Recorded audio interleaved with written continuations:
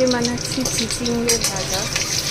তার জন্য কালো জিরে কাঁচা লঙ্কা ফোড়ন দিয়ে দিয়েছি, পেঁয়াজ কুচিয়ে রেখেছি এরকমভাবে, পেঁয়াজটা ধুয়ে রেখেছি।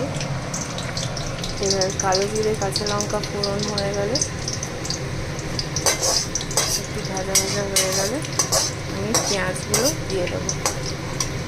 চিচিঙ্গেগুলো ধোয়া হয়ে গেছে, এরকম করে কাটা।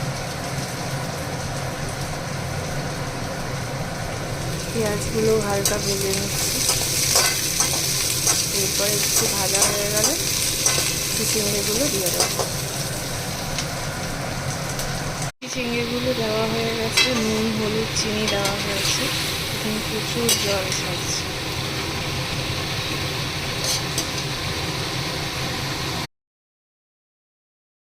জলটা শুকিয়ে কতটা কমে গেছে, জলটা শুকিয়েও গেছে। ভাজা ভাজা জলটা দিয়েই তো সেদ্ধ হয়ে যাবে।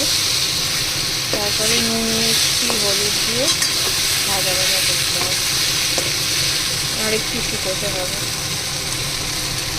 রেডি আমাদের চিচিঙ্গে ভাজা। দেখুন এরকম দেখতে হয়েছে। রুটির সাথে ভাতের সাথে এটা ভালোই খাওয়া যাবে। খুব সামান্য একটা সিম্পল রেসিপি।